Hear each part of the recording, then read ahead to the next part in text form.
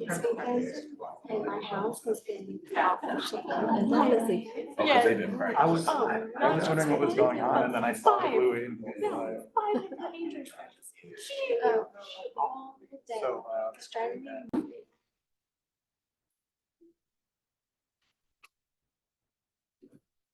All right.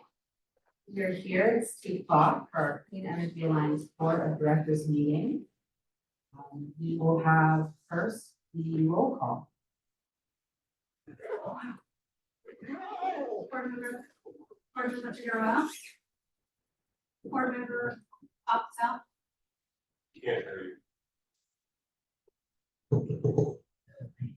Can you hear me now? Good. Board Member Figueroa. Board Member Opsell. Board Member Nunez. Board Member Spellich. Board Member Garcia. Board Member Becker. Present. Chair Melendez. Here. Thank you. Now please rise for the Pledge of Allegiance. Ready, begin. I pledge allegiance to the flag of the United States of America and to the republic for which it stands, one nation, under God, indivisible, with liberty and justice for all. Thank you. Now we'll move on to board comments and announcements. And as chair, I just want to say thank you so much for being here with us today. And a big thank you to the Leucadia Wastewater District for allowing us to utilize this boardroom. I had a pretty easy time getting here today, but I'm open to hearing from my colleagues about the arrangement. And I think it's a beautiful building, a lovely facility. And welcome in everyone, welcome to our new boardroom. We are, I think, in a really nice space. So I very much appreciate the Leucadia Wastewater District for allowing us to use this space. As we're piling in now, I'll just check to see if we have any public comment. We do have one. We do have one public comment. Lane Sharman. There's a podium here. Welcome, go ahead. Thank you very much. Can you hear me? Yeah. How's that? There you go. Thank you. It's nice to be here and see so many friendly faces, some new and some I've been working with for many, many, many years. And I'm here today to create a sense of urgency for everyone in the room that the big beautiful bill has put a damper on the deployment of clean energy. And that's what we all are here for. We're all here for clean energy, our Clean Energy Alliance. And that's put a damper on that. And now we have to ask ourselves, what can we do to accelerate clean energy while we still have the incentives? So between now and July 4th of next year, if your project is 1.5 megawatts or less, you still benefit from the old safe harbor rules that existed. It's a very, very important fact that is not well understood by the general public. The general public now feels that you must start construction before July 4th. That's not true for projects less than 1.5 megawatts. So we could have a beautiful deployment in the sea territory of DERs that are 1.5 megawatts or less if you as a agency encourage that. So I'm asking for your encouragement of distributed energy resource deployment during the next 6 months in whatever way, shape, or form that could take. And I stand ready as the chair of the Climate and Resilience Commission of Solana Beach to assist you in any way that I can as one of the early founders of the CCA movement in San Diego. And just want to encourage everyone in the room to recognize this window of opportunity that exists not only for large-scale projects that must start construction, but small-scale projects that just have to show that they have spent and expended 5% of their cost of the project. So thank you very much. Thank you for this comment. Next, we'll move on to the approval of the minutes from our last meeting on July 31st. Can I have a motion to approve? Move approval. I'll second. Thank you. May we have a vote? Board Member Figueroa. Yes. Board Member Patel. Aye. Board Member Nunez. Yes. Board Member Spellich. Aye. Board Member Becker. Yes. Vice Chair Garcia. Yes. Chair Melendez. Yes. Thank you. Now we'll move into our consent calendar. And we'll turn it over. Yes, I have. Hold on. We have a speaker on consent. Oh, yes, let's please be a speaker. Thank you. Daniel Dominguez.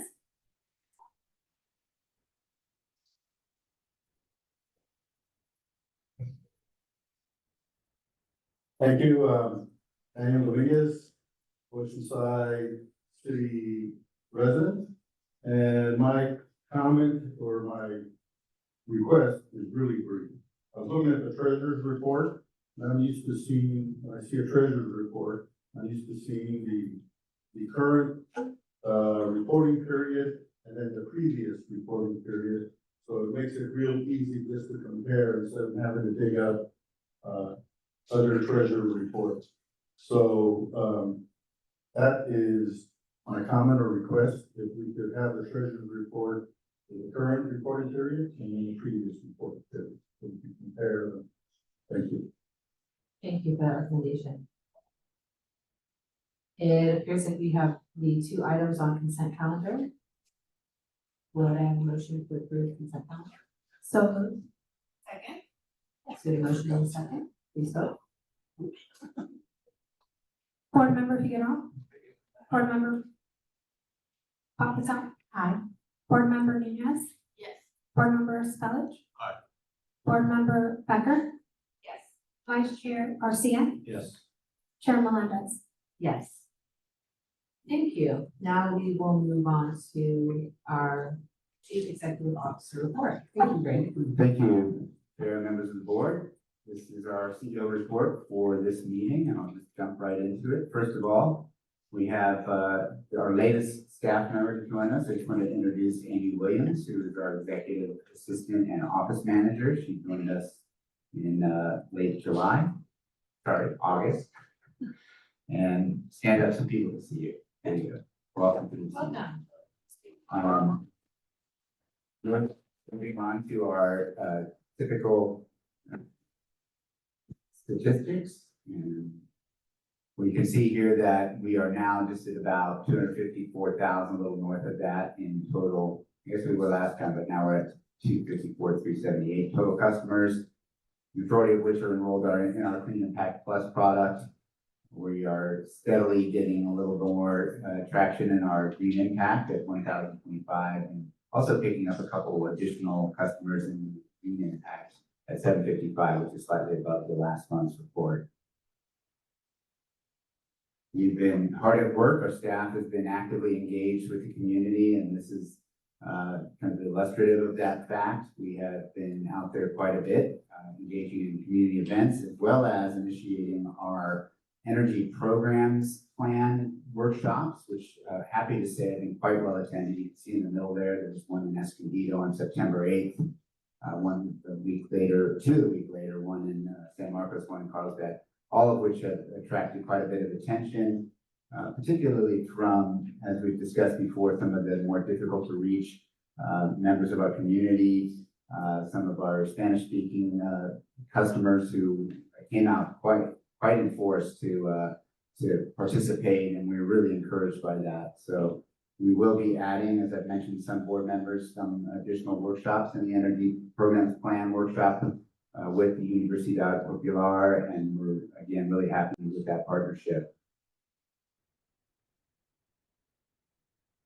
This is a list of some of the upcoming events that we're participating in.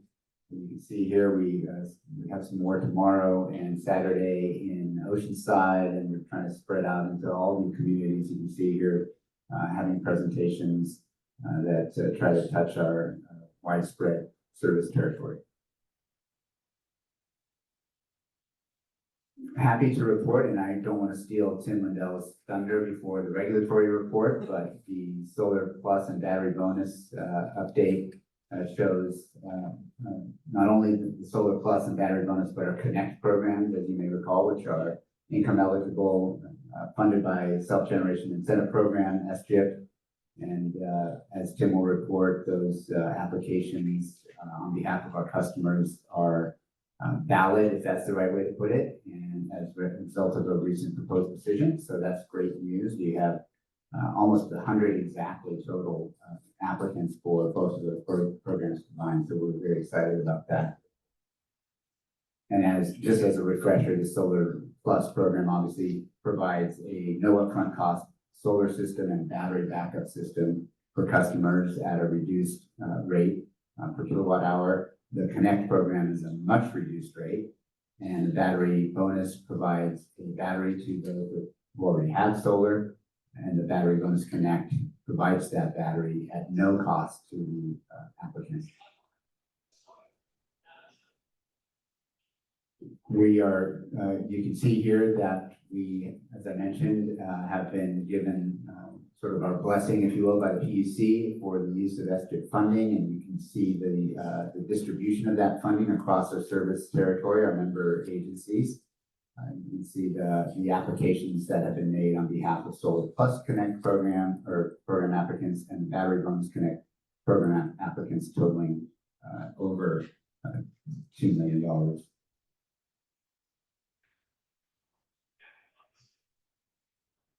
We are still, and as part of our workshop efforts, it's no surprise, and you'll hear this later in our discussion under item 7, that one of the key concerns or primary interests of our customers is affordability, energy affordability. So no surprise there, but one good way to reduce your costs is through our Peak Smart Savers program, and we've been making that clear with handouts at our workshops.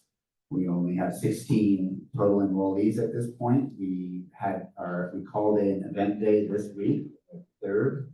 Correct me if I'm wrong, or was that our fourth? Third, thank you. Third event this, and there you have the total number of enrollees. One thing I wanted to highlight for this CEO report is that this board had previously supported the idea of rate design change for our 3 product offerings. We have a Clean Impact offering at 50% renewable, Clean Impact Plus at 50% renewable, 75% carbon free, and of course our Green Impact at 100% renewable. We're currently, the way our rates are structured is that the base rate is set at our Clean Impact or 50% product, from which customers in our default program, Clean Impact Plus, pay a slight premium, and customers in our Green Impact pay a slightly larger premium for those programs. The idea was to set our base rate at our Clean Impact Plus, our default product. From there, we would have a rate credit for our Clean Impact program and for product, and then a premium for Green Impact. We've been working quite diligently with Calpine on this over the past several months. And as a result, in order to implement that rate design change, we were seeing that there'd be rather significant impacts to the bill presentation in terms of adjustments on the bill, noted adjustments, particularly with net energy metering customers and other customers that were necessary to keep everybody unaffected, if you will, by this rate design change. Because keep in mind, we weren't changing the rates, we were just changing the structure of how the rates are applied. So given that significant sort of practical adjustments that would have been required on our bill presentation, combined with the fact that SDG&E is rolling out its base services charge next month, as you may recall, you should all have received a notice, and keeping keeping in mind that that's just an SDG&E delivery side of the bill where this base services charge is being applied. But nonetheless, it's being rolled out for all customers, including CEA's customers. And SDG&E is also rolling out their bill presentation design changes. So our feeling was to complicate that or add to that a CEA rate design change at this time was imprudent, could cause customer confusion, questions, and so our thought was that we should take a look at a different way to implement this, study that over the next several months, and come back to you with that proposal. And our risk oversight committee that met on September 11th supported that recommendation. Really, it's just in the interest of customer transparency and also minimizing to whatever extent possible customer confusion when we implement this change. So hopeful that the board is supportive of that, but that's the direction we're heading. Not giving up this idea, but rather to study it further, to implement it in a way that doesn't cause confusion for customers. That concludes the report. If you have any comments or questions, particularly on this last item, hopefully that was understandable. I'd be happy to hear that. Thank you. Thank you, Greg. Just can chime in to start, and if anybody else has additional questions, we'll have the discussion, but thank you for catching some of these concerns. I know we discussed a change to the presentation of our rates on our bill. Thank you, Vice Chair Garcia, for meeting with us as part of the Risk Oversight Committee.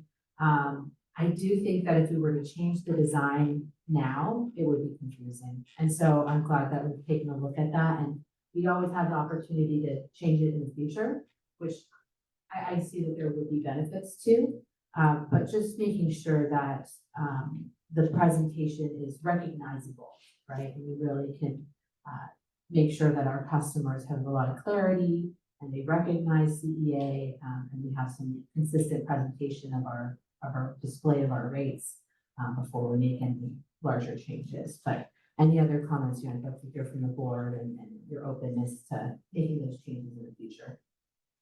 Yeah. Thank you. Yeah, thank you for the presentation. Would you be able to just briefly, I know it's hard to do it verbally, but would you be able to just explain to everyone here how it would look, the format, the design of what you do? I know when we were going over in the oversight committee, it made sense, but would you just kind of explain broadly what it would look like? Yeah, so I don't, thank you for the question, Vice Chair. I don't have an illustrative example to show what it would look like. However, in order to make this change and set the base rate at the Clean Impact Plus, all those customers that saw that base change would have an adjustment to decrease their premium, which is now 0.6 cents per kilowatt hour to 0.5 cents per kilowatt hour. And then the Clean Impact, the base product at 50%, would have an adjustment to show that they had a credit of 0.06%. 0.06 cents, and then the Green Impact would have an adjustment to show that their premium of 0.75 cents per kilowatt hour was being reduced to 0.65 cents per kilowatt hour. And then for net energy metering customers, that was really the complication, who tend to be the more involved customers. They pay attention to their bills. They want to see where their credits are. They want to see where their surplus generation is. There was going to have to be an additional adjustment on that bill that would show that their adjustments and the per kilowatt hour credits they were getting were being similarly adjusted by those amounts. Just my explanation of it is enough to tell you that it was quite complicated in terms of what we were going to have to add to each of those bills. There are other ways that other CCAs who have 3 product offerings in the state have done this. And we're looking at those to see if it can be done in a more seamless way where you're not going to see all these different credit adjustments. Hopefully that's good enough for an explanation. I appreciate that. The more line items we add to a customer's bill, I think the more customer service concerns might arise. So we can manage that by not introducing those. Thank you, Greg. Any other comments on this? I do. Chair, Yes, if I please. may, I don't have any questions about the delay. I support it. Thank you for that. I do want to take the opportunity to highlight the CA team. I've had the opportunity to spend time with the team out in the community, so I do want to take the opportunity to highlight and thank them for the education, the engagement that's been happening, particularly with our hard to reach individuals. So thank you for doing that hard work. I was able to participate at the Flapjacks for backpacks at the Boys and Girls Club in San Marcos, of course.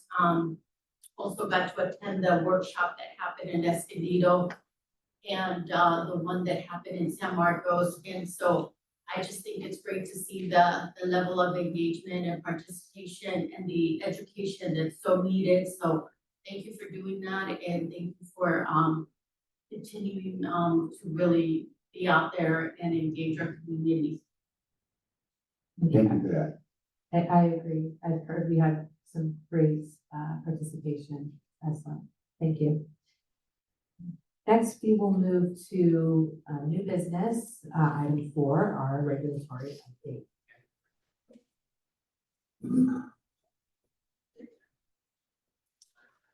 Good afternoon, Chair Vice Chair Garcia, members, nice to see you all again, it's been a while. I'm Tim Wendell, Keys and Fox, and we're gonna go over 2 issues today. One was helpfully briefed by Greg, it may feel a little fast to go through that second one, the self-generation incentive program pasture. First, we'll talk about phase 2 general rate case issues, which center on the idea of bill presentment, which we also just talked about a moment ago. But this will be a bundled customer bill presentment.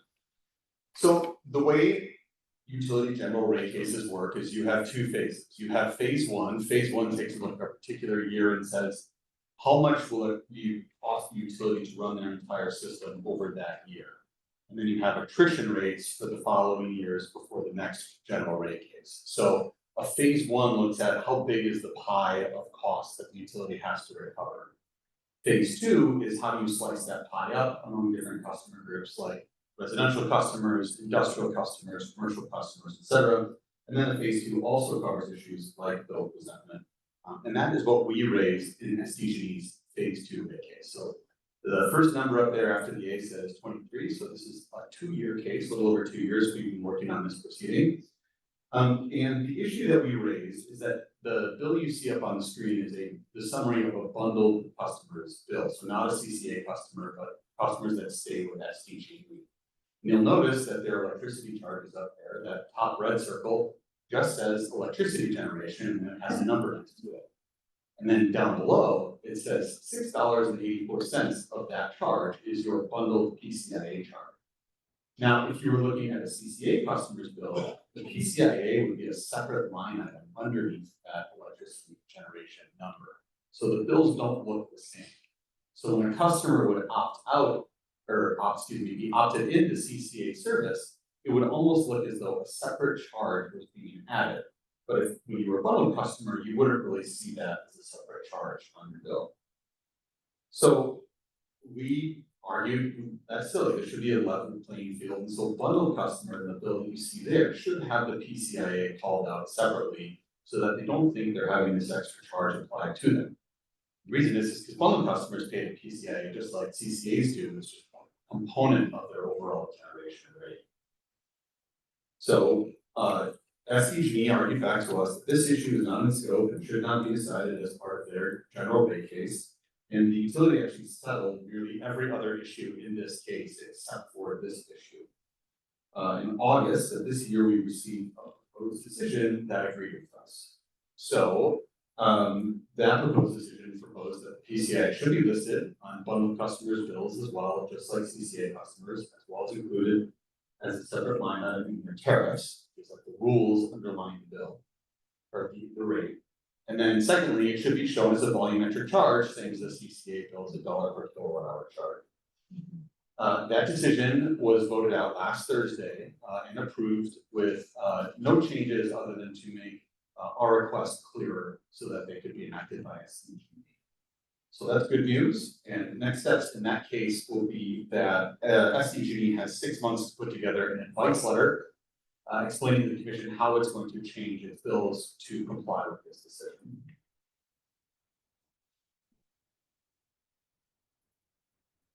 Oops, too fast. Too fast. There we go. Okay. On to SJIT. So recall from last meeting when my colleague Jake was here discussing how SJIT funds, self-generation incentive program funds, were being denied to CCA customers but given to utility customers. And the reason it had to do with this requirement for DR, demand response. So you could only get SJIT if the customer also had access to a certain type of demand response programming. In two problems, well, one main problem was posed with that issue, and that of course was that customers in the Battery Bonus Connect program and the other programs that Greg highlighted earlier were unable to access those funds. So in order to allow CEA customers to access those funds, the CEA team pursued a parallel. The first was to submit that advice letter up there on May 15th that said, hey, we have one of these programs, our customers should get access to these funds. In July, we got an assigned commissioner ruling in this case that asked if the commission should just get rid of that requirement altogether for residential low income customers applying. So that's, for example, the Battery Bonus Connect program. We supported that. We submitted comments in favor of that request. No one really opposed it apart from Pacific Gas and Electric Company. And so on August 29th, as Greg foreshadowed, we got our proposed decision removing the DR requirement for all residential low-income customers. By the time we got to that proposed decision, even PG&E now no longer opposes this moving forward. And so this will be voted out on the October 9th commission meeting and made official, but for our intents and purposes, it is official since no one is opposing it any longer. We also submitted comments on September 18, urging the commission to expand the exemption, not just for those low-income customers, but for all customers, because if you're not a low-income customer, you won't have access to that qualified DR program until CEA's advice letter is approved, and that remains outstanding. So, but very good news there. I think there's 100 people that are on that have signed up for Battery Bonus Connect. I think there are even more on the wait list for that program. So that should open this program up to all those people forward. And that's all I have for you today. Next meeting, we'll talk about PCI rates again. Everybody's favorite topic. Good day and have a day. Thank you so much, Tim. Any questions for our regulatory update? Well, I had one question about the timeline for SDG&E. 6 months to show that we'll change the display. Is there any indication, maybe Greg knows this, I know we have ongoing discussions with SDG&E, any indication that they would change it sooner than that? None that I know of, no. They'll take their time. I think part of the reason they're dealing with the new fixed charge that was highlighted earlier, and there's these different moving pieces that the commission was that. I shouldn't say never. I rarely see a utility move faster than it has to on anything, but certainly something there is within this time. All right, well, we'll look forward to 6 months from now. Thank you. Thank you. All right, next we'll go on to item 5, considering adoption of resolution approving amendments, voluntary allocation market offer renewable energy, confirming agreement with San Diego Gas. Thank you. Good afternoon, everyone. I'm Dan Peckham, head of our power supply team. Is it not on again? There we go. Now you can hear it. Good afternoon, Dan Peckham, head of our power supply team. I'm here presenting item 5. This is requesting board approval for the first amendment to our VAMO, Voluntary Allocation Market Offer contract for renewable energy with San Diego Gas and Electric, and authorizing the execution of this amendment to the contract. So a little background for what this contract is. This is an agreement that was signed early on in CEA's history, back in December 2021. It's part of a process that the state set up for investor-owned utilities like SDG&E to sell a portion of the volumes from renewable energy contracts that they had already executed with customers that were moving over to CCAs. So we have a VAMO allocation, a bunch of the other CCAs have this as well. pretty much what happens is SDG&E has a bunch of their own long-term power purchase agreements with solar and wind projects. We get a percentage of the renewable electricity that we count towards our renewable energy percentage for CPA. Originally, the contract that we signed for this was a 10-year deal going from the start of CEA operations in 2021 through to mid-2032. Since that contract was signed, there was an additional CPUC decision that said, for these types of contracts, the VAMO agreement between the CCA and the investor-owned utility should extend through the entire life of the underlying contracts. So in this case, SDG&E has some deals which extend past 2032, some of them go as late as to 2042. And this CPUC decision said that the end date for our agreement under this VAMO contract should align with when each of those actual contracts that are underlying it ends. So this amendment is really as simple as to bring our VAMO agreement in line with what that CPUC decision said and extend this VAMO agreement through until the end of that last contract. What will end up happening is instead of us dropping off and not getting any renewable energy from this contract starting in 2032, is that it'll extend the whole way through to 2042. A lot of the underlying agreements end in the late 2030s. So it won't be the full amount that we get now the entire way through to the end, but they'll kind of gradually drop off over the back half of the 2030s and early 2040s. And the reason why we're bringing this for board approval is energy risk management policy says that any agreement longer than 5 years for energy contracts requires full board approval along with amendments to it. That is the extent of what I got for item 5. I'll be back for item 7, but any questions for folks on this? Thank you. Any questions? I think this is a common sense update to the agreement. Would I have a motion to approve? I would move approval and also compliment the way that you explained this complicated issue to us, so appreciate that. For the record, we don't have any speakers on this item. Thank you. I'll second. Thank you. All right, please go.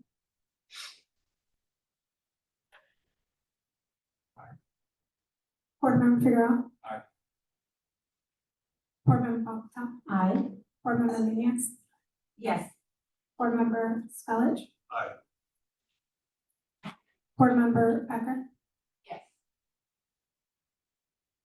Chair Garcia. Yes.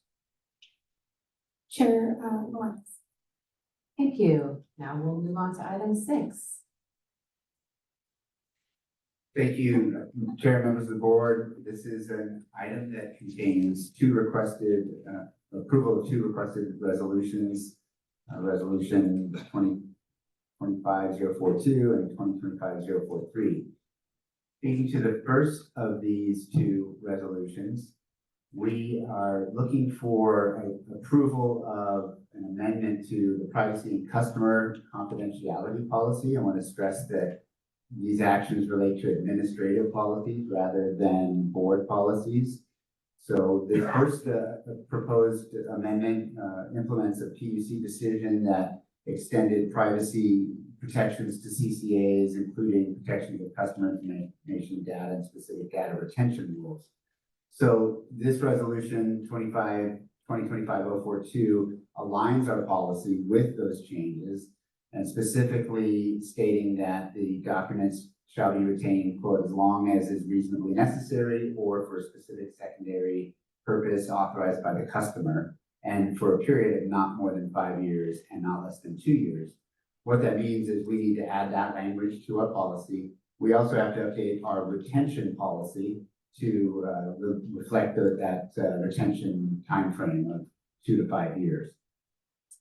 This proposed amendment also has some minor amendments with respect to SMS notifications and also updating CEA's email address and physical address. Again, those are more sort of clerical changes, but they are needed to be approved. Then finally, this resolution as currently drafted authorizes the CEO as directed by the board to adopt further modifications to this policy as needed. There could be changes in law, the PUC could update its requirements, whether retention requirements or privacy data requirements. And the intention here would be that the CEO could implement those administrative policy changes and then bring them back to the next regular board meeting so the board could see what had been done for the policy, for that policy.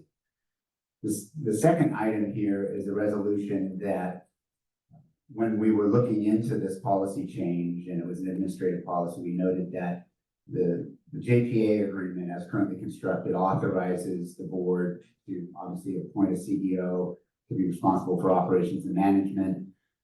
And that includes the adoption of rules, regulations, policies, bylaws, and procedures governing the authority. There is, therefore, it's recommended that because the board hasn't already done so, that it authorize the CEO to make adjustments, adoptions to administrative policies in order to carry out the operations of CEA without first having to receive prior approval, and then again bring it back to the board at the next regular meeting for the board to be able to see that administrative policy or what was amended. So that's what the second resolution does. Happy to answer any questions. There have been in engaging with board members during briefings some questions about the manner in which the decision or the action to bring back that policy to the board could be taken up. Typically, we put that on a consent as a consent item, and if the board had any concerns about it, it could be pulled for discussion and or amendment for consideration by the board. So there's still the opportunity for the board to be able to modify or have comment on the actions taken by the CEO in carrying out this administrative responsibility. So just wanted to point that out. If you have any other questions, I'd be happy to answer them. Thank you, Greg. For this item, we have a recommendation to accept two resolutions. Do you have any comments and discussions on the board? All right, I'll just say I do support ensuring that the CEO can make administrative changes. Our meetings are once a month, right? Government can take a really long time. And so I think it would put us at risk if we were to delay making those administrative changes. So I'd go ahead and make the motion to accept both resolutions presented today. And I'll second, and I'll add to that. Thank you, Greg, because I was the one that asked about, bringing it back to the board. So I appreciate that clarification. I think that's important for all of us. Thank you. Okay. Motion is second, please vote.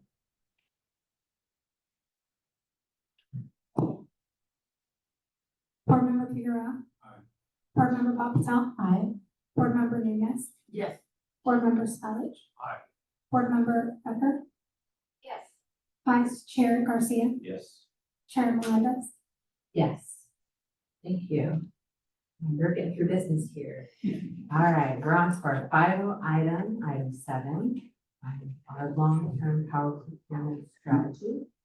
Thank you. I'd like to just introduce this before Dan handles this discussion, and just to say that, we appreciate the board's interest in receiving this report and this update, and we're looking at this at the beginning of this conversation. Our strategic plan, which was really recently adopted, identifies the #1 goal as promoting the use and development of clean energy. That, of course, is our #1 goal. And so to that end, our JPA calls for a goal of 100% renewable energy by 2035, understanding that respective member agencies have climate action plans that are sometimes more aggressive than that for renewable. We want to make sure that we're on the right track to get to that goal.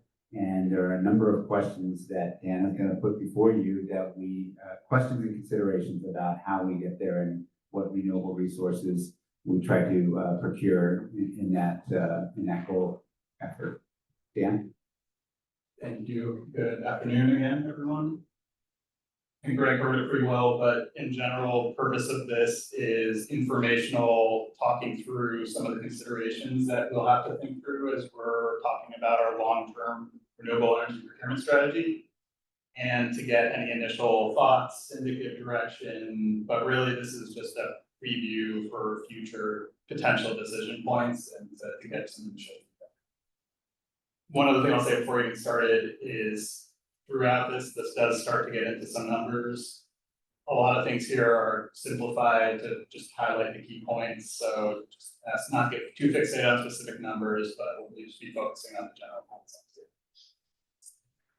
So for starters, as we're talking about our long-term procurement strategy, Greg mentioned the first bullet here, getting to 100% renewable by 2035 for our JPA is front and center. In addition to that, along the way, the things that we're taking into consideration as we're looking at different projects or other contracts that we might enter into are, we have state mandated compliance requirements that we need to continue to meet every single year between now and then. The primary ones are resource adequacy, which essentially refers to grid reliability. We need to have enough resources contracted to meet the expected energy needs of our customers around the day, every single hour of the year. The second component to that is the state's renewable portfolio standards, the state's sort of renewable content goals. These, at this point, are about sort of 50-ish% renewable, and they increase up to 60%. We'll soon get to a point where CEA's renewable content is significantly above the state goals, but it is still a regulatory requirement we need to pay attention to as we're sort of charting the glide path to 100% renewable. And then finally, as we're looking at any contracts, a lot of this is about understanding energy price volatility, which our CFO Andy has spoken to a number of times. Energy markets can be very volatile. Prices change with natural gas prices, and as just weather changes and different dynamics happen, it's important for us in terms of being able to set consistent rates for our customers to know what our power costs are going to be ahead of time, and long-term contracts help essentially lock in the price of our power to help us manage our financial stability. It's covered kind of in all three of those, but really just wanted to highlight the affordability angle to this. Obviously, keeping costs affordable for customers as we chart this path is incredibly important. Certainly came out through the needs survey we did earlier this year with over 80% of customers ranking that as extremely important. It's consistent with news articles I'm sure we've all seen as well, but just one thing to point out with this is as we're talking about affordability, the cheapest option for what we might do for next year might not be the cheapest option as we think about the full course of getting from here to 2035.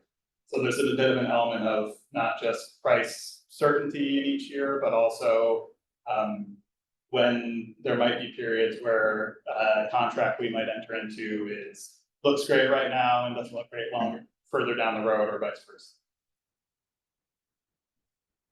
And then finally, just again, kind of setting the stage for the different types of requirements and sort of tools in the toolbox or guidelines that we have to work within. There is a state requirement for 65% of our RPS requirements that come from contracts that are 10 years or longer.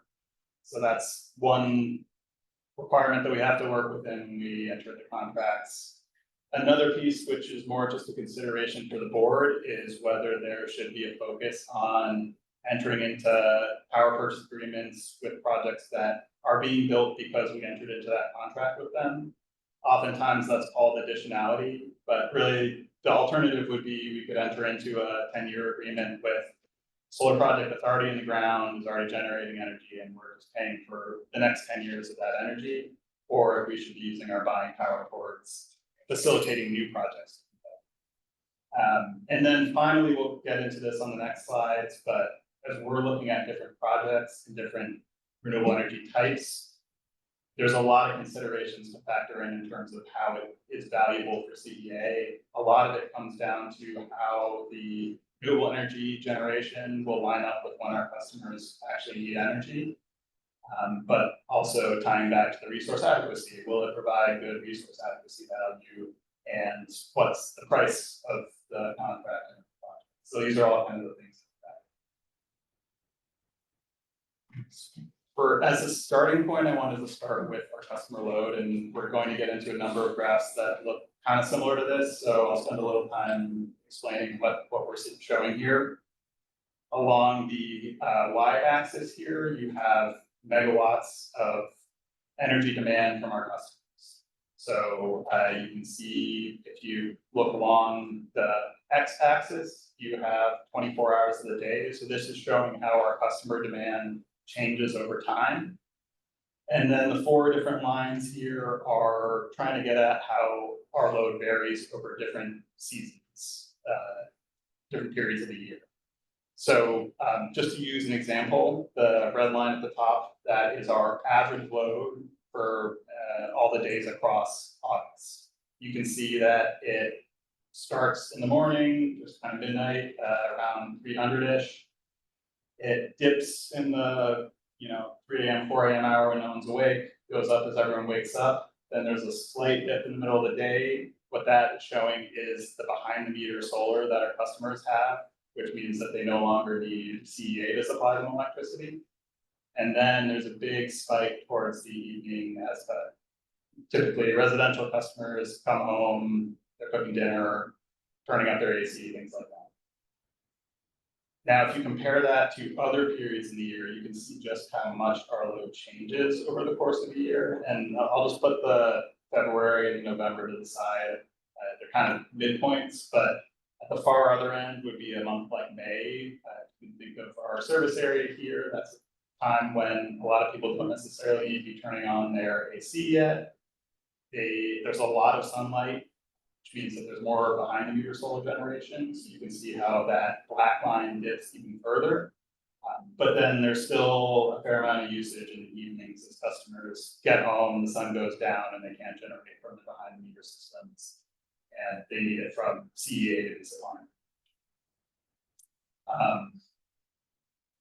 The 2 other points maybe that I'd raise with this, one is the variability within seasons. Another point is the variability around these averages. So again, just using May as an example, this is the average load, but we have days in May where our load in the middle of the day can get close to 0, which is pretty incredible for 7 total cities that have so much behind meter solar generation that the net usage or need for our customers outside of their own behind the meter solar can get to practically 0. And then the final thing that I wanted to say was, yeah, I guess you can kind of see it in the way the dip shifts, but just the behind the meter solar is extremely prominent for CEA in a way where it's not necessarily the case for other surface areas or other parts of the system. And I'd say, I know there's going to be a lot here, so if I'm going too fast, just let me slow down. So now for the next couple slides, we're going to home in on just May, just to clear out some of the noise from these slides. That black line is the same black line showing the average usage for our customers for May across an entire day in May. And then how the state looks at resource adequacy, and simplifying a little bit, but essentially they say, okay, not just the average, but what is sort of a high load, peak load day for that month. So that adds some amount to above what the average is. And then on top of that, they add, right now it's 18.5–19% buffer, which is just in case of some extraordinary circumstance not wanting to have the grid get flat. And so that gray shaded area, which we're going to be showing a bunch of slides coming up, is the resource adequacy need that we would have for May, taking into account our load, and then also those buffers and variability. So you can see, especially in the evening hours, it adds maybe 75, 100 megawatts on top of the average. So now the next set of slides, we're going to be getting into different renewable energy types and how they line up with that RA requirement. And the way to think about this would be that gray shaded area is what we would need to have available from renewable energy in the space. We're talking about across all those different hours in order to reliably serve our customers with renewable energy. This one's probably the most straightforward. Solar generation has the yellow line that you can see on the screen here. This is just a sample solar generation curve, but on average, obviously it depends on whether it's a cloudy day or not, but expect it to go up in the middle of the day and then come back down in the evening. When you look at that against the gray line, you can see they're inverse, which makes sense given that that dip for our customers is because of their own solar generation that's happening. So essentially, this is adding more of the same resource on top of what our customers are already doing behind the meter. So this next graph is maybe the trickiest one, but we were trying to find a way to visualize, okay, well, if you take that previous gray bar, or sort of gray shaded area, that's our requirement that we need to meet our customers' need. And then if we were to enter into a contract for solar energy, the same one that we just showed before with that line going up, how does that sort of net out with what our customers actually need? So this yellow section here is saying, if we were to have this much solar generation, it would reduce our remaining requirements for energy that our customers need, pretty much in an inverse way of what that sort of yellow line showed before. And then the remaining requirement is the gray areas that you can see that are still showing. So what this is trying to show is if we entered into a solar PPA that was this large, we would have enough energy for our customers the whole way through the middle of the day hours. In fact, we would have far more than our customers need for the very middle of the day, but we've done nothing to really address our customer needs during non-solar hours. You know, I can just add here, this is the chart that points to the desirability of battery storage, because you can see here in the middle of the day, when batteries are being charged, they can be deployed in the evening hours. It doesn't solve the whole question or answer about how we achieve 24/7 renewable energy, but you can clearly see here when we're oversupplied in the middle of the day, the best idea would be that, okay, let's store that energy and use it later. So I just wanted to underscore that because Dan will get to that here. So next, we're going to do the same thing we just did for solar, but looking at what a typical wind project in Southern California might look like.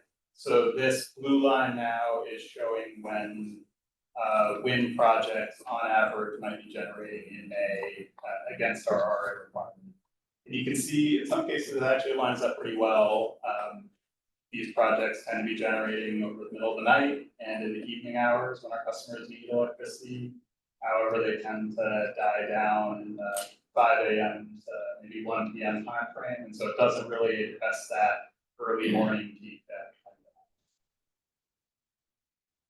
And again, this is the same graph as before, showing, okay, if you subtract that wind generation from what our customers need, you can see we've met all of our customer needs for the middle of the night, at 1 a.m. to 3 a.m. We've still got some need that we would need to meet between 5 a.m. and maybe 2 p.m. there. And then there's a bit in the early evening when our load spikes up after the sun comes down that we would also need to address, but it fits better, I think you could say, than the solar.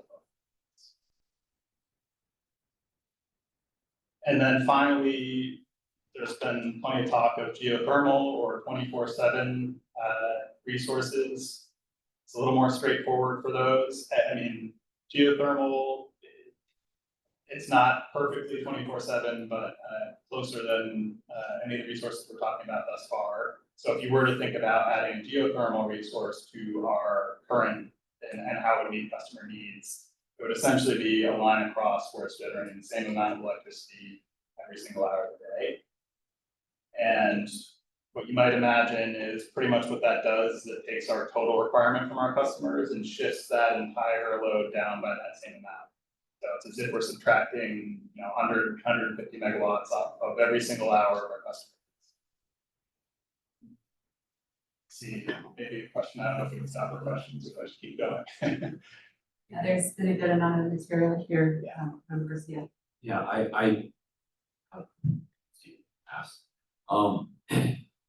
when we're looking at, now you picked May, and I'm sure there's a reason for it, but does the season affect, are the other months similar to what we're looking at in May? Obviously, it's not gonna be the same for solar, during the winter months. But at least for wind, is it something similar in terms of the This one here. capacity that's being generated? Yeah, that's a very good question.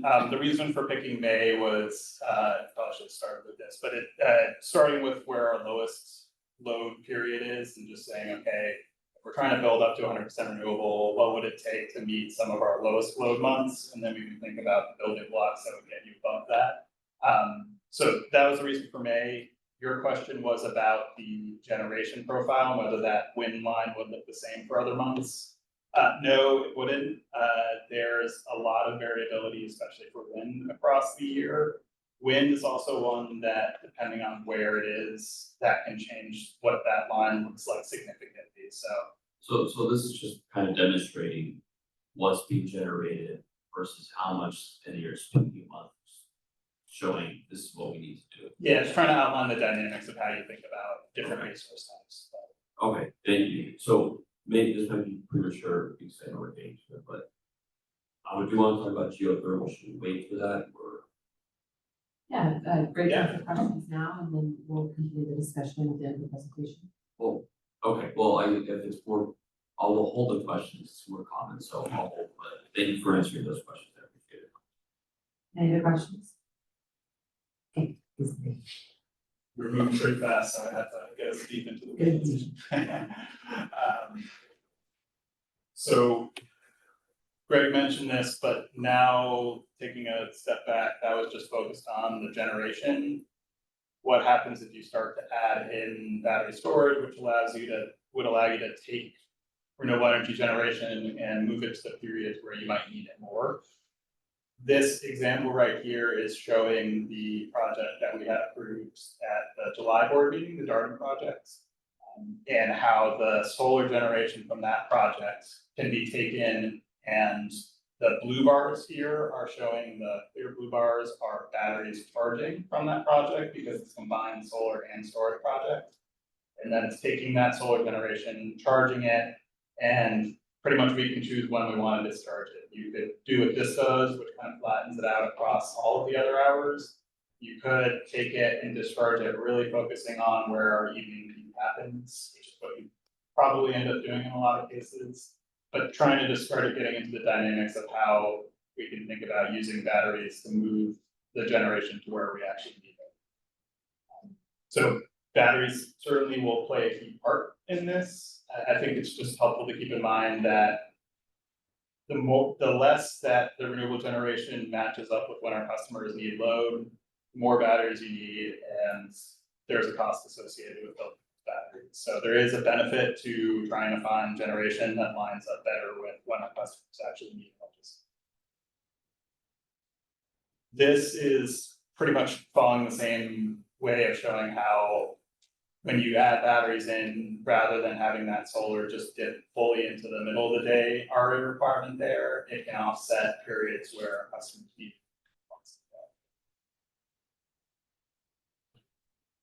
So just as a hypothetical, again, focusing on May as an easier month to deal with from a solar generation and load perspective, we wanted to run a quick, what if we were to try and meet our entire RA requirements, meet all of our customers' needs with just stacking on a whole bunch of solar and storage on top of each other. And you can see the megawatt axis on this graph has changed a fair amount. Our gray bars are our gray shaded areas looking a whole lot smaller.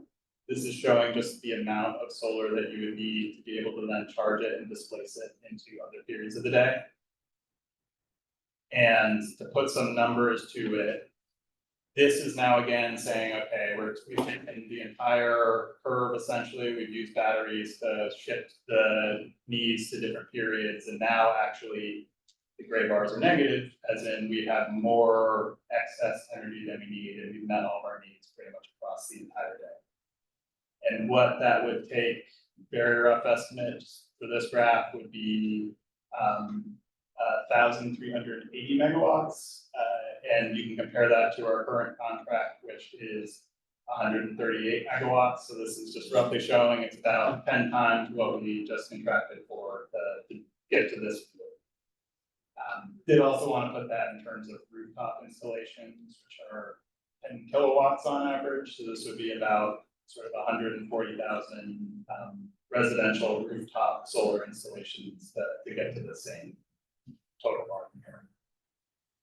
Clearly, there's some more work that you could do here in terms of optimizing this, like more than we need in the middle of the day, but this is just a first rough cut based on the way typical utility scale projects are structured. So far, all of this has been really focusing on how the generation matches up with when our customers need electricity and meeting our RA requirements and getting to 100% renewable. The key other piece that we haven't talked about is cost and availability of these different resource types. So when we go out and run RFPs and look at different projects, we're asking for projects often across a range of different technology types. We're asking them to tell us the pricing that they need in order to build the projects. And that contract cost needs to be compared against all the value that we're getting in terms of meeting our customers' needs and the RA contributions. And it's really in looking at that full picture that you can kind of make more of a determination of where the best value is. And we just created a very simplified, think of this as quite indicative sense of where our current costs line up. So just purely looking at how much it costs per megawatt hour of electricity that you're buying, just what the cost of the contract is. Right now, solar has become pretty prevalent. It's comparatively cheap. Solar and storage, you're adding in the cost of batteries, so it's a little bit more expensive. And then wind, geothermal, and put biomass and biogas in there, but they kind of right now have been suffering from a combination of low supply. There just aren't a lot of projects out there, and there's a fair amount of demand, which between that and just the cost of building them, the cost of contracting for wind or geothermal, biogas, biomass is quite high. Now, this could change as new technologies develop, especially thinking about geothermal, or there are more entrants in the market and just there's more supply out there. Maybe that double red stoplight turns into just one red stoplight, and that can change the overall. I'm going to go through the next two slides pretty quickly because I think they were largely addressed in earlier ones, but the other components are really what we were just talking about. Does the energy line up with when our customers need it? And a quick stoplight here is indicatively saying pure solar, it's kind of the opposite profile of what our customers need. Solar and storage, that allows you to shift it better. Wind, depending on where it is, could be a pretty good fit. And then we do have a fair amount of customer need just across every hour of the day. So something that can generate renewable energy every hour of the day is really helpful, especially the ones that can generate the whole way through the night and evening peak hours.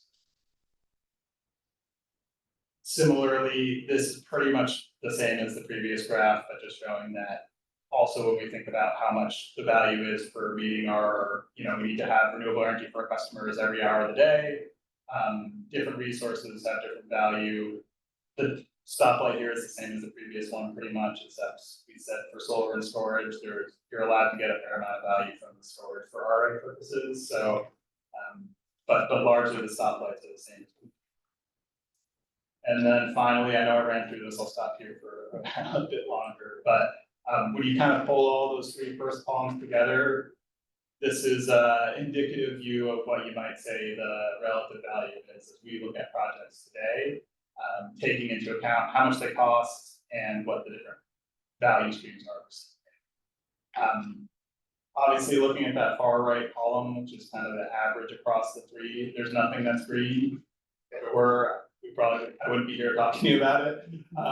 But I do want to point out that where these things fall in terms of relative value really can change over time. Part of that would be if costs of different resources, as I mentioned, go down. So for instance, looking at the geothermal line, if more projects were available to us and the price were getting bid down and that we're only a one red stoplight rather than two for contract costs, then maybe that moves into the overall yellow category and might be something we want to look at. Right now though, solar and storage continues to be helpful in terms of it has pretty good value, especially with the storage, and cost wise, there's a fair amount of projects out there. Okay, near the end, I'll stop the questions, but one thing that we did want to bring up is specifically a 24/7 renewable portfolio and what that might entail. As we were just talking through the questions there, so far we're focused on May and what it would take to meet our May needs. August, when everyone's running their ACs, that means that even if they have solar on the rooftop, they might still have additional demand. The total need for our customers is a lot higher. So if we think about getting to a point where we could meet our customer needs in August as well, it would take a fair amount more renewable electricity than we were just showing here. And that would also mean you probably end up with more than you need during May, for instance. And so deciding how CEA feels about a 24/7, 100% renewable portfolio is something that probably is worth a future board discussion. And we wanted to just get the conversation started with explaining the considerations here. The very bottom part here is from our JPA and highlighted the portion at the bottom which speaks to a renewable energy portfolio that is 100% renewable in availability and usage. And just setting the context that that's currently what we have there, and you know, I think interpreting that would probably be that that's a 24/7 renewable portfolio, but I just wanted to call out the actual languages.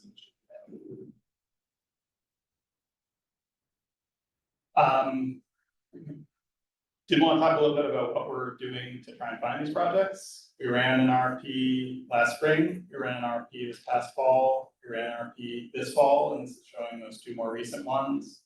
The one on the left side of the screen here is the one we ran this past fall, which was looking at a variety of project types. What we got back was a lot of solar and storage. There are some challenges with finding projects that are utility scale but still local to the San Diego area. And there are also some challenges with certain projects where they might not be able to reach operations until 2030. But the general view from that was that there was a fair amount of availability for solar and storage projects. On the other side here, we ran an RFP this spring looking for anything out there that wasn't solar and storage, which might help us meet our renewable energy needs. We got some wind offers, there's very limited geothermal participation, and generally speaking, I'd say that it was indicative of partially some of the stuff going on at the federal level in terms of tariffs and tax credits and uncertainty around that, but also just generally a lack of availability of projects of these types that are at the point in development that they can really provide an opportunities.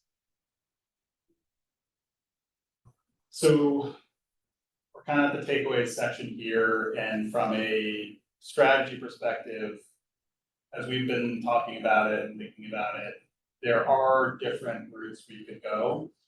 One route would be to look at nearer term projects that can be operational before 2030, before 2028, to take advantage of the utility scale tax credits that will be available.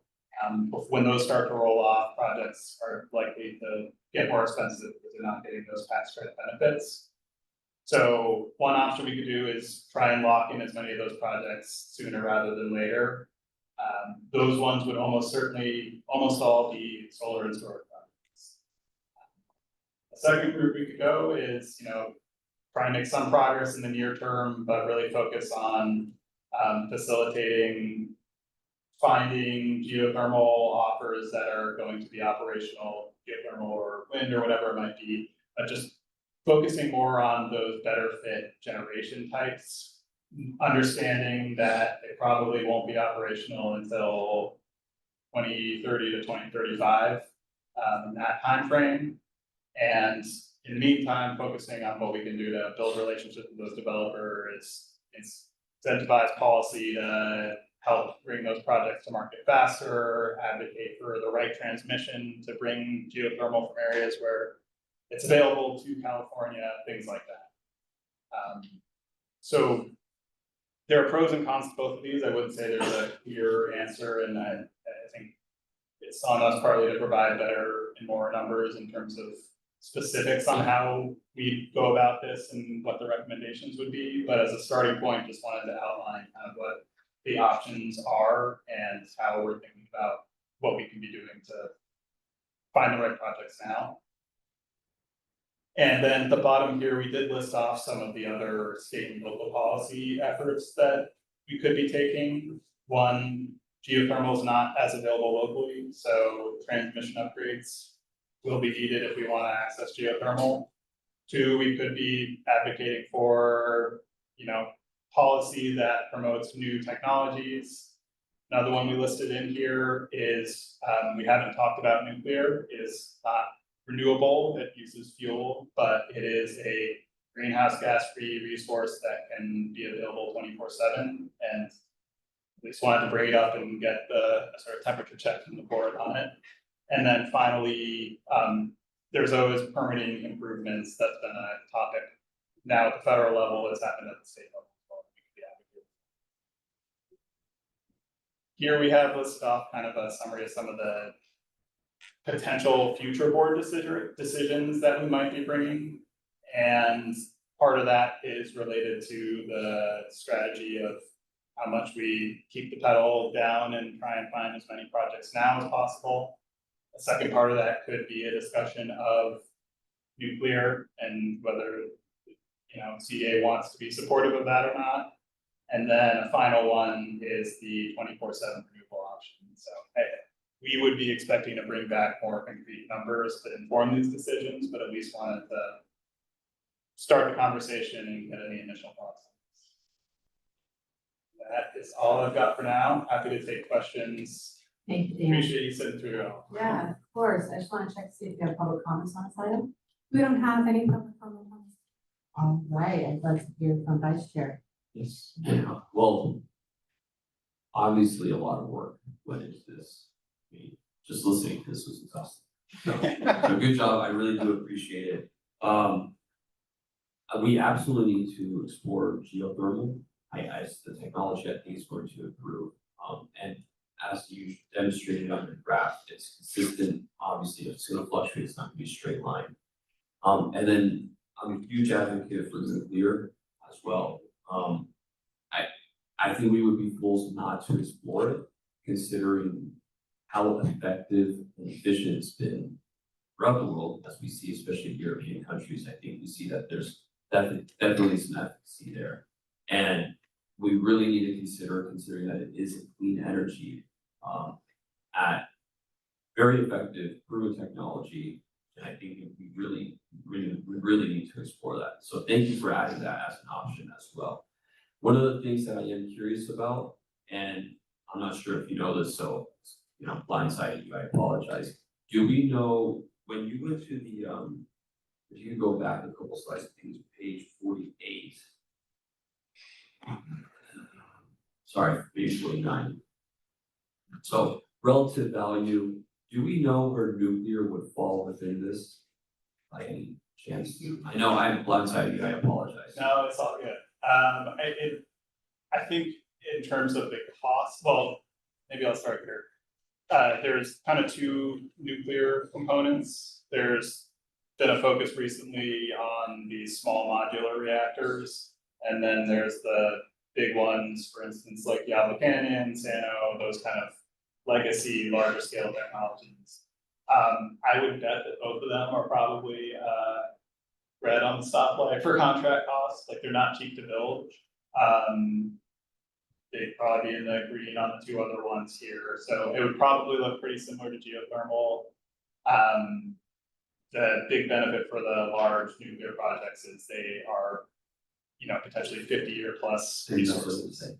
It's very consistent and long-term and stable as well. So I do appreciate that. And if you could go back to the last option, I think the second to last page where you're providing the options. I do think that we need to look at we need to have a long vision here.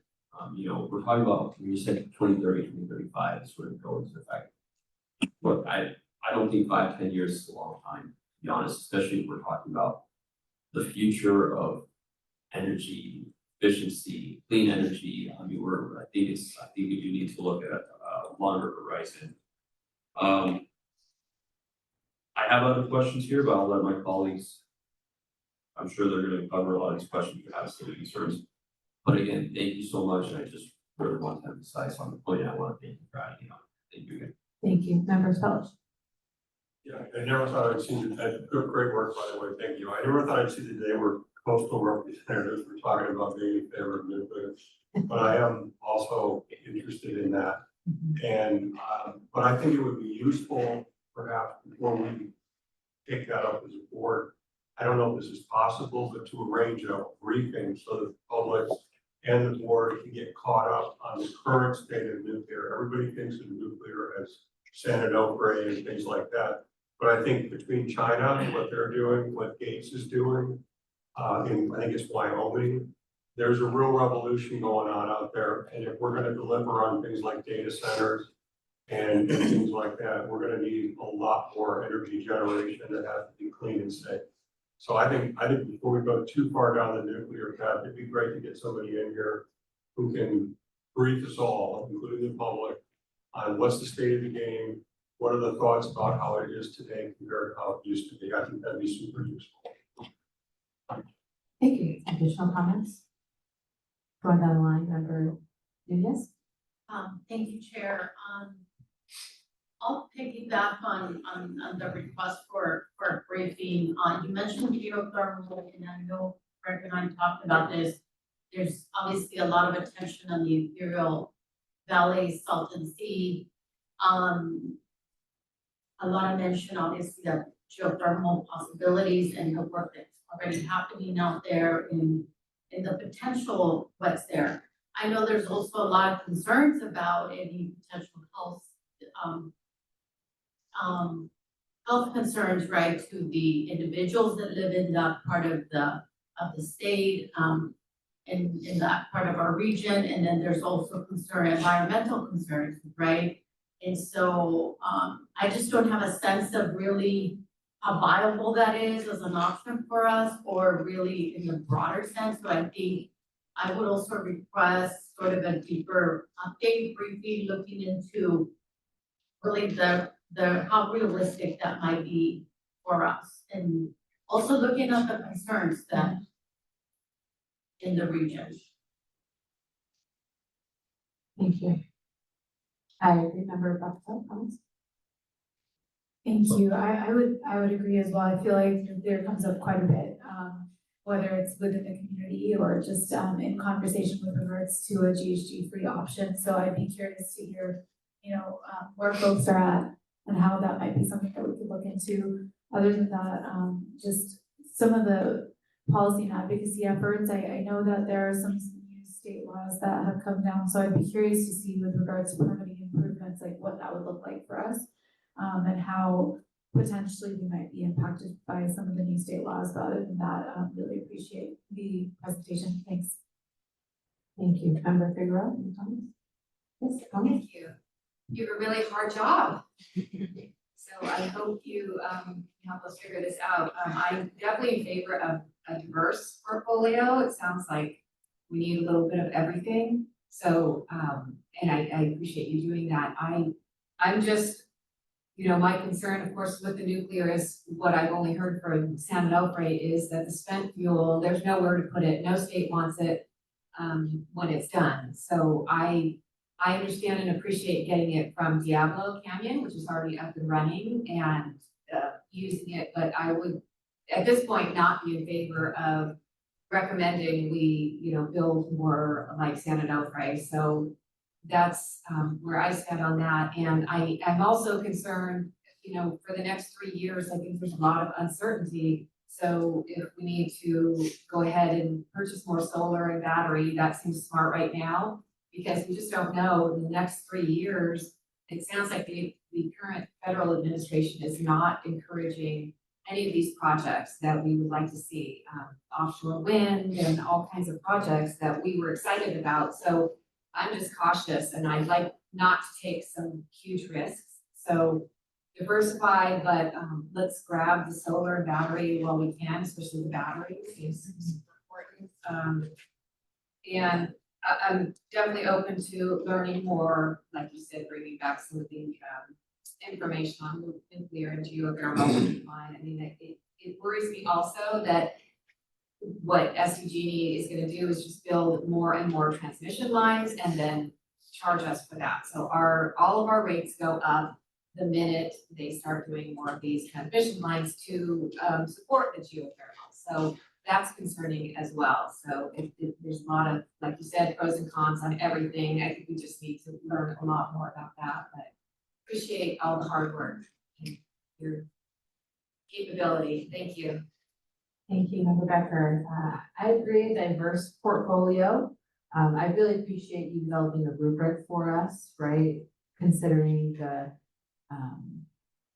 the costs, how it actually helps us address resource adequacy. That was very, very, very helpful.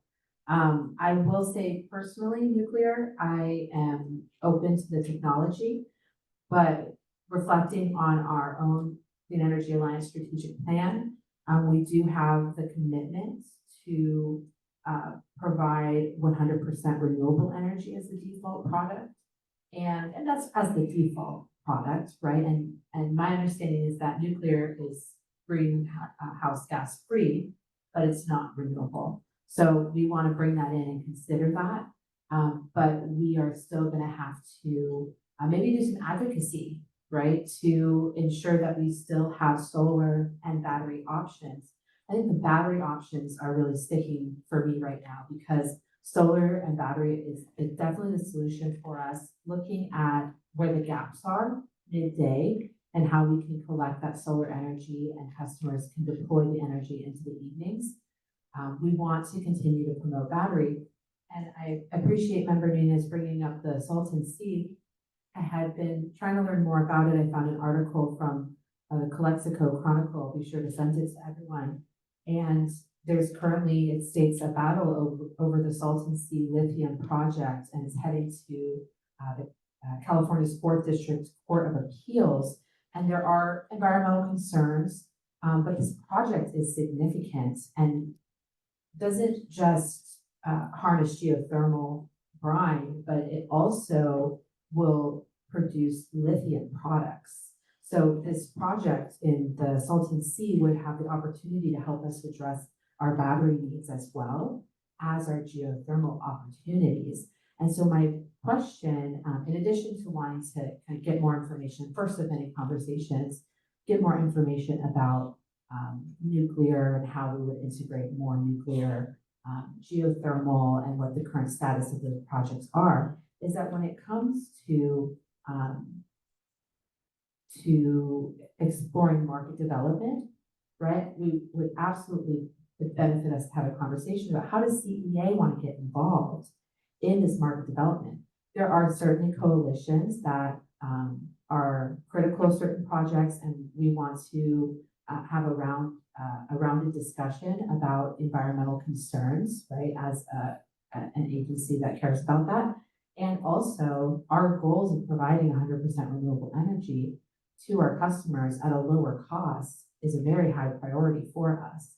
And so being able to come back to the table and talk about how are we going to engage with market developments, how are we going to engage in legal advocacy as a way of putting forward our priorities as an organization, because there are regional projects, and I was even reading in this article as well, in addition to the Salton Sea, there's additional geothermal projects going on in the inland area. So we want to hear about all of that and then work with us to give some direction on the steps that we can take that will make a difference in expanding our profile, because it is limited at this time. I completely agree with you, Vice Chair. 5 to 10 years is not a long time. And with all this litigation, a lot of these resources are being held up. So it's imperative for us to do some advocacy, get together as a board, make sure we're well researched on the topics, and then be able to